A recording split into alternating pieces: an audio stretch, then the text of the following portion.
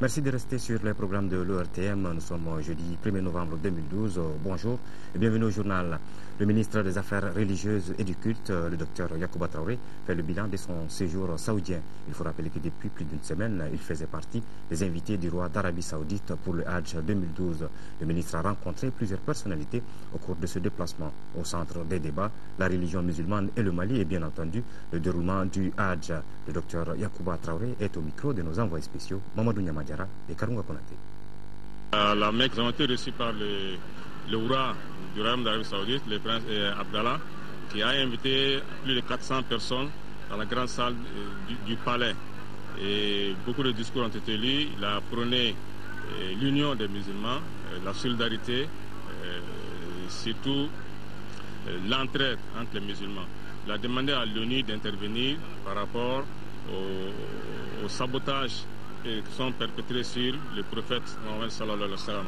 Donc de prendre des décisions pouvant interdire ces actes commis par des personnes mal intentionnées.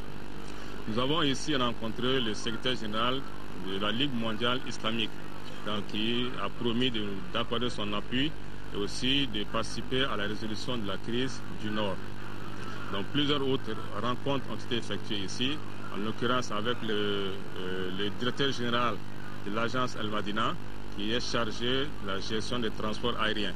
Donc, il nous a promis que le retour des pèlerins se fera dans de très bonnes conditions et que les avions sont fin prêts. L'organisation du Hajj se passe dans de bonnes conditions, mais il faut signaler qu'il y a des difficultés. Par exemple, les difficultés liées au transport se posent. Les bus sont insuffisants. Il n'y a que 2 bus qui appartiennent au Mali. Donc nous sommes obligés de louer une cinquantaine de bus qui font la navette entre la Mecque et Mina. Autre difficulté rencontrée, c'est les logements à Mina. Donc j'avoue que les tentes sont restreintes et ne peuvent pas contenir tout l'effectif. Donc il y a beaucoup à faire dans ces cadres-là. Sans oublier l'insalubrité qui règne au niveau des tentes. Donc il est opportun de réfléchir sur les voies et moyens pouvant aider le gouvernement malien à résoudre ces différents problèmes afin que les pèlerins maliens puissent être dans de bonnes conditions de Hajj. Toujours par rapport au pèlerinage, en raison du retard enregistré dans l'embarquement des pèlerins au niveau de l'aéroport international de Jeddah en Arabie Saoudite, l'arrivée du premier avion de la filière gouvernementale, initialement prévue hier mercredi 31 octobre 2012 à 13h, a finalement eu lieu à minuit. Et puis l'arrivée du second avion fera l'objet d'un communiqué ultérieur. Je n'ai jamais démissionné du Haut Conseil islamique. Ce sont là les propos du guide de Ansardine International, Chérif Ousmane Madani Aïdara, lors de la Ziara à Tamani dans la région de Ségou. Il a tenu à s'expliquer sur les rumeurs qui couraient à ce sujet. Les pèlerins de leur côté ont prié et fait des bénédictions pour l'ensemble des Maliens. Envoyés spéciaux Abdul Salam Bambara et Adama Djimde.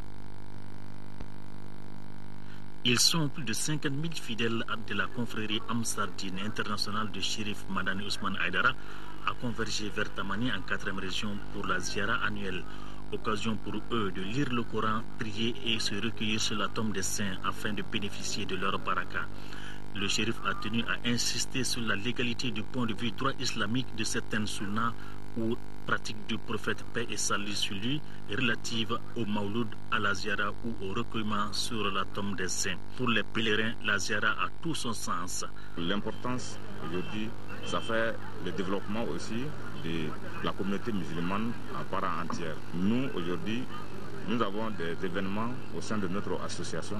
Nous avons trouvé utile aujourd'hui de célébrer les ziyaras dans tout le monde entier où les sardines sont quand même implantées. La situation politique du pays s'est fortement invitée à Tamani et les Amsar ont leur recette en la matière. Pour sortir notre pays de cette crise, il faut la réconciliation d'abord entre les forces politiques, les leaders politiques, et puis entre aussi les forces armées du Mali. Si tout donne la main, je crois que c'est très simple, notre pays va sortir de cette crise. On demande à bon Dieu de sortir notre pays de cette crise et puis de nous donner aussi la paix. Le leader de Ansar International a réaffirmé qu'il n'a jamais démissionné du Haut Conseil islamique, avec qui d'ailleurs il entretient d'excellentes relations. Le capitaine Amadou Ayassanago y a envoyé un émissaire en la personne du lieutenant Issa Tangara pour magnifier le rôle des religieux dans la stabilité du pays. Les pèlerins ont fait des bénédictions sur la tombe des saints à Djelabougouere et à Tamani. La Ziara Tamani 2012 est placée sous un double signe: renforcer la cohésion entre les musulmans et prier collectivement pour la reconquête de l'intégrité territoriale du Mali. Hors de nos frontières, à présent au Maroc, les migrants africains dénoncent le harcèlement policier et les actes racistes. Dernier événement en date, le jugement de Kamara Laye, coordinateur du Conseil des migrants subsahariens, accusé de faire du trafic d'alcool et de cigarettes. Une arrestation jugée injuste selon les associations et les syndicats venus manifester devant le tribunal correctionnel de Rabat. Ce coordinateur du Conseil des migrants subsahariens au Maroc a été arrêté le week-end dernier. Une arrestation injuste selon des associations et des syndicats venus manifester leur soutien. Kamara Laye est accusé de faire du trafic d'alcool et de cigarettes. Le dossier, selon nos collègues qui ont eu une copie, est vide, étant donné qu'on lui reproche d'avoir 3 bouteilles de vin chez lui. Venez chez moi, j'en ai plein. Mais je ne fais pas de trafic. Kamara Laye paierait pour ses activités de défense des droits des migrants. C'est le 3e responsable associatif arrêté en l'espace de quelques mois. Tous ces militants dénoncent actuellement la répression accrue que subissent les migrants, la multiplication des actes d'intimidation et les arrestations qui s'accompagnent souvent de rackets et de violences. Il y a beaucoup d'arrestations arbitraires, il y a beaucoup de refoulements et ces migrants sont arrêtés sans le moindre contrôle et sont refoulés vers la frontière dans des conditions inhumaines. Saisi par les associations, le représentant de l'Union européenne à Rabat s'est dit préoccupé par le sort réservé aux migrants subsahariens. Lundi, une 50aine d'entre eux ont été arrêtés sans véritable justification. L'Afrique en bref à présent, avec entre autres sujets la récente rencontre à Bamako des experts militaires africains, européens et onusiens pour préparer l'intervention armée dans le nord, toujours sous occupation. Lentement mais sûrement, le Mali prépare l'intervention armée dans le nord, occupé par des rebelles et des islamistes. Des experts militaires africains, européens et onusiens sont à Bamako pour mettre au point l'opération. La guerre est inévitable. Dans tous les cas, comme on l'a dit, on le dit toujours, toutes les guerres se terminent toujours autour d'une table de négociation. L'Union européenne, la CEDEAO, l'Union africaine et même l'Algérie travaillent sur un plan d'action. Plan qui doit être présenté à l'ONU fin novembre. L'une des priorités, remettre à niveau l'armée malienne, sous-équipée. Violence en Tunisie après l'arrestation d'un salafiste soupçonné d'avoir blessé un responsable de la sécurité. Selon les autorités, après cette interpellation, des islamistes radicaux ont attaqué des postes de la garde nationale mardi soir dans la banlieue de Tunis. Un salafiste présumé a été tué et 2 agents de police blessés dans ces affrontements. La tension était toujours présente ce mercredi avec de nouveaux rassemblements de militants radicaux signalés. Sous les fenêtres de la Cour pénale internationale, plusieurs centaines de partisans de Laurent Gbagbo donnent de la voix. Ils réclament la sortie de prison de l'ancien président ivoirien incarcéré à La Haye. Les manifestants l'ont attendu en vain. Laurent Gbagbo ne s'est pas déplacé à l'audience du jour. Ses avocats tentent d'obtenir sa libération provisoire après un premier refus en juillet. L'ex-chef d'État ivoirien est soupçonné de crimes contre l'humanité au moment des violences post-électorales de 2010 et 2011. La grève sauvage continue à Rustenburg, dans le nord de l'Afrique du Sud. 2000 mineurs refusent toujours de reprendre le travail, malgré l'ultimatum de leur direction. Mardi, sur ce même site, la police est intervenue pour les disperser à coups de gaz lacrymogène et de balles en caoutchouc. 13 grévistes ont alors été arrêtés. Retour à l'actualité nationale avec la section syndicale des services de l'agriculture qui, avec l'aide de ses partenaires, vient en aide avec les vivres aux travailleurs de l'agriculture déplacés des régions du Nord. Plus d'une centaine de ces déplacés ont reçu du riz, du mil et du sucre. La cérémonie de remise s'est déroulée en présence du ministre de l'Agriculture, le Dr Yaranga Coulibaly, qui était accompagné par celui de l'artisanat et du tourisme. Ousmane Ag Rissa, reportage de Adama Coulibaly. 11 tonnes de riz, 2 tonnes 502 000, 8 sacs de sucre, 550 000 francs CFA, c'est le don fait par la section syndicale des services de l'agriculture aux camarades déplacés du Nord. Une centaine de chefs de famille sont bénéficiaires de ce don. Plusieurs responsables du département de l'agriculture avaient signé leur présence à la cérémonie de remise. Parmi eux, le ministre de l'Agriculture, le Dr Yaranga Coulibaly, accompagné par celui de l'artisanat et du tourisme, Ousmane Ag Rissa. Une occasion pour le secrétaire général de la section syndicale de l'agriculture de rappeler les souffrances qui subissent les déplacés du Nord. Ces femmes et ces hommes sont de nos jours confrontés à divers problèmes, à savoir les problèmes de logement, les problèmes d'alimentation, de scolarisation des enfants, stress, angoisse, etc.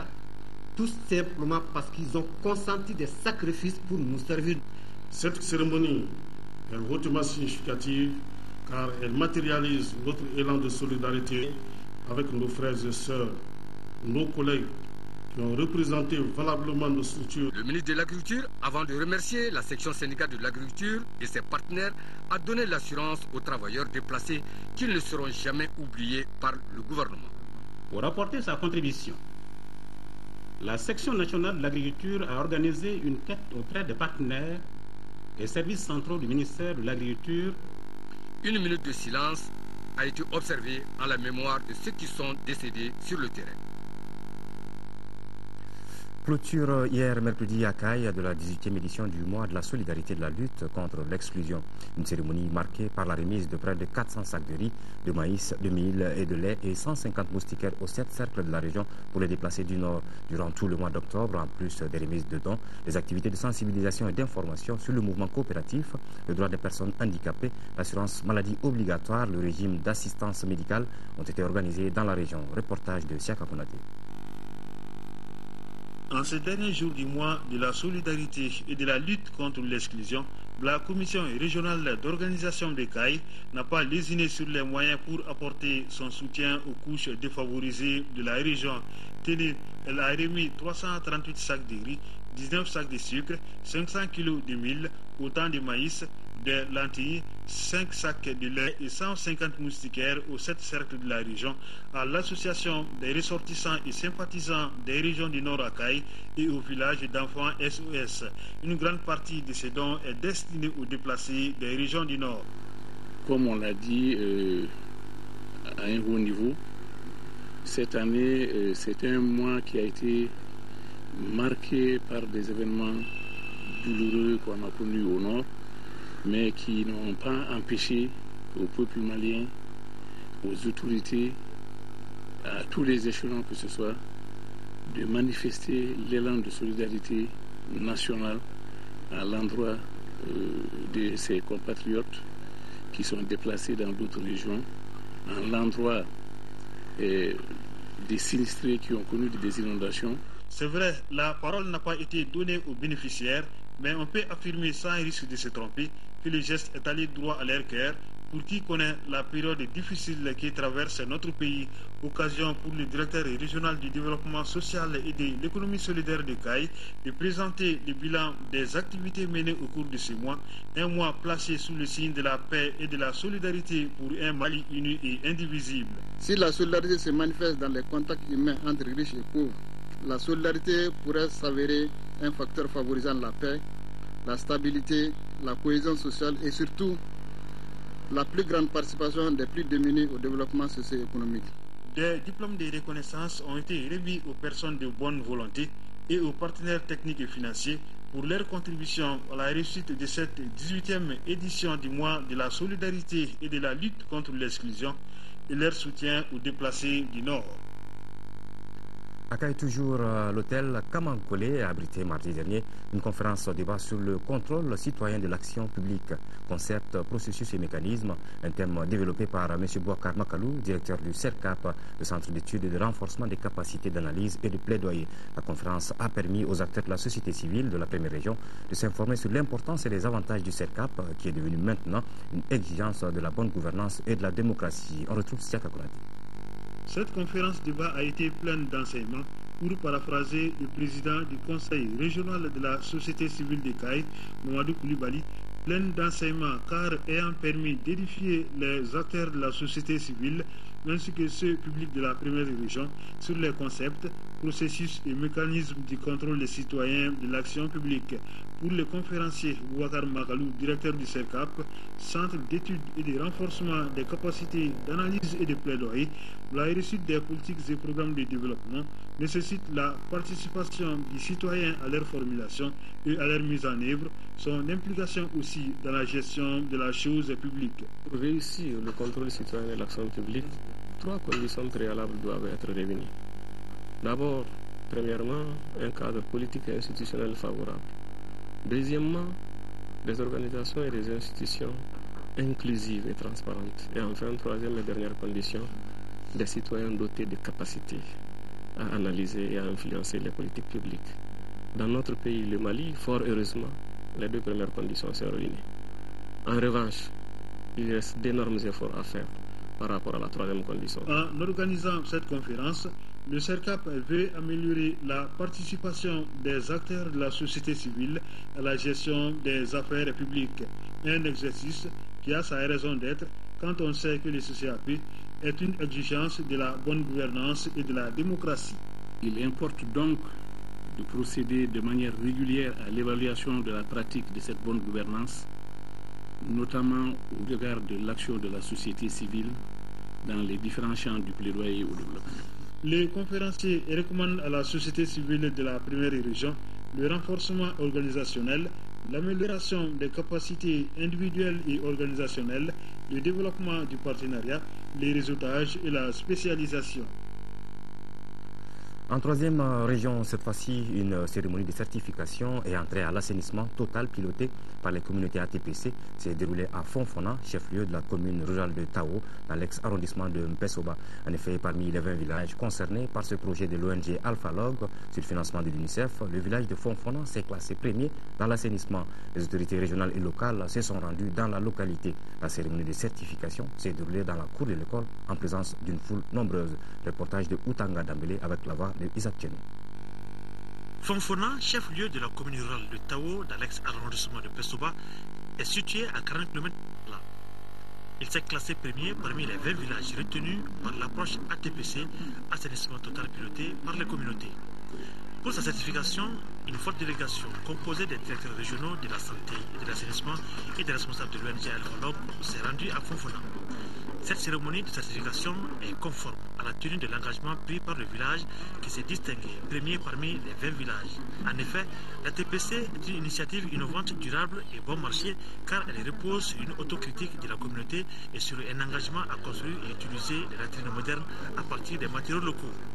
Le préfet du cercle de Koutiala, représentant du gouverneur de la région de Sikasso pour présider la cérémonie de certification, se réjouit du choix porté sur Fonfona car l'assainissement est un facteur de développement. La réalisation d'ouvrages d'assainissement par la population de Fonfona, 161 latrines nouvelles construites et équipées de puisards et de dispositifs de lavement, l'adoption de pratiques appropriées d'hygiène et une meilleure gestion du cadre de vie contribueront, j'en suis sûr, à la réduction de la morbidité, de la mortalité et des pertes de temps et de productivité, à la protection des ressources en eau et à l'augmentation du taux de scolarisation des enfants au niveau du primaire. La visite de latrines équipées de puisards et lave-mains et la remise des certificats au chef de ménage a mis fin à la cérémonie en présence nombreuse. Voilà, c'est tout pour cette édition. Aoui Touré vous présentera les éditions de 18h et de 20h pour nos compatriotes vivant dans les régions du Nord sous occupation et ont toujours une pensée de réconfort et de soutien. Merci, à très bientôt.